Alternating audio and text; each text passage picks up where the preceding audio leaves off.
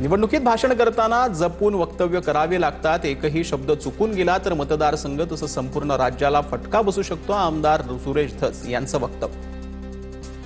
अशा काही मोकार तयारीला वगैरे कोणी लागू नये आणि निवडणुकीमध्ये माझी विनंती की स्टेजवरती बोलताना ज्याला व्यवस्थित बोलायचं त्यांनीच बोललं पाहिजे।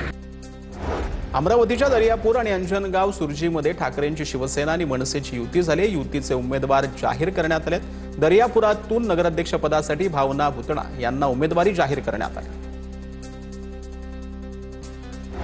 नांदेडच्या हदगाव नगर परिषद निवडणुकीमध्ये दोन्ही राष्ट्रवादी एकत्र आहेत। पवारांच्या राष्ट्रवादीच्या उमेदवार वर्षा देशमुखांना अजित पवारांच्या राष्ट्रवादीचा पाठिंबा पाहायला मिळतो। बदलापुरात तृतीयपंथी उमेदवार निवडणूक रिंगणात आहेत। प्रभाग क्रमांक 10 मधून रोशनी यांचा उमेदवारी अर्ज दाखल करण्यात आलाय। प्रभागात काम केलं नाही तर तोंडाला काळं फासा, रोशनीने हे आवाहन दिलं आहे। आणि मी अपक्ष म्हणून फॉर्म भरलेला आहे। समोरच्याला चॅलेंजनी सांगणार आहे, जर मी तुमची समस्या जर सॉल्व्ह नाही केली जिंकून आल्याच्या नंतर तो लांबचा प्रश्न जर तो क्षण घ्या आणि मीडियावरती समोर माझ्या तोंडाला लावा। मी कोणालाच काहीच बोलणार नाही, छाती ठोकून सांगणार। अमरावतीमधील तृतीयपंथीयांचं धर्मांतर प्रकरणी खासदार अनिल बोंडे पोलीस आयुक्तांच्या भेटीला पोहोचलेले होते। धर्मांतर करण्याविरोधात कारवाईची मागणी यावेळेला करण्यात आली। तृतीयपंथीयांकडून पोलीस संरक्षणाची मागणी करण्यात येते। जळगावच्या मुक्ताईनगर नगरपालिका निवडणुकीमध्ये भाजपचा ठामपणे विजय होणार, केंद्रीय राज्यमंत्री रक्षा खडसेंनी ही प्रतिक्रिया दिली।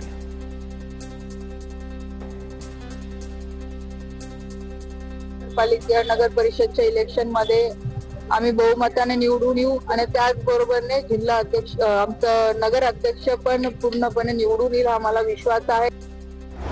सिंधुदुर्ग वेंगुर्ला नगरपंचायत निवडणुकीत मवियामध्ये फूट आहे। ठाकरेंच्या शिवसेनेचे 18 जागांसह नगराध्यक्षपद पदावर निवडणूक लढवण्याचा निर्णय आहे। भाजपनं वेंगुर्ला शहराचा विकास रखडवला, संदेश निकम यांनी हा आरोप केला। सिंधुदुर्गमध्ये कणकवली नगराध्यक्ष पदासाठी ठाकरेंच्या शिवसेनेचे जिल्हा प्रमुख संदेश पारकरांचे उमेदवारी अर्ज दाखल करण्यात आला। भाजपला सत्तेपासून रोखण्यासाठी शहर विकास आघाडी म्हणून एकत्र आलो, पारकरांनी ही प्रतिक्रिया दिली।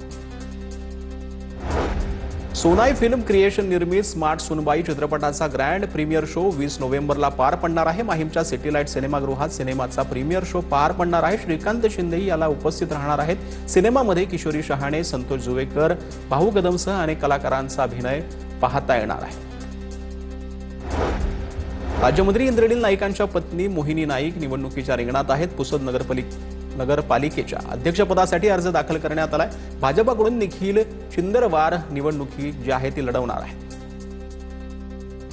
भंडाऱ्यात सर्व पक्षांच्या उमेदवारांकडून शक्ती प्रदर्शन करत उमेदवारी अर्ज दाखल करण्यात आलाय। सर्वच राजकीय पक्षांमध्ये बंडखोरी आणि नाराजीचं चित्र पाहायला मिळतं।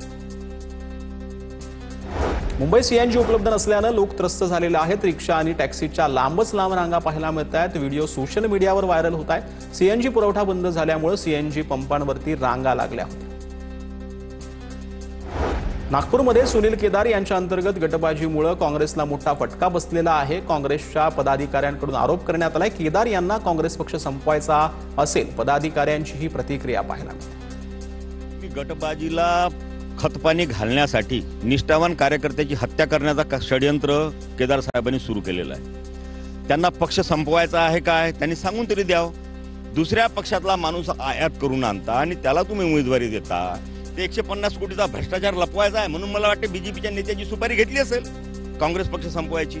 जो आरएसएसचा मुलगा आहे त्याला नगराध्यक्ष उमेदवार बनवून त्याच्यासोबत आघाडी बनवली सुनील केदारने आणि पूर्ण काँग्रेस त्यांना विकून टाकलेली आहे।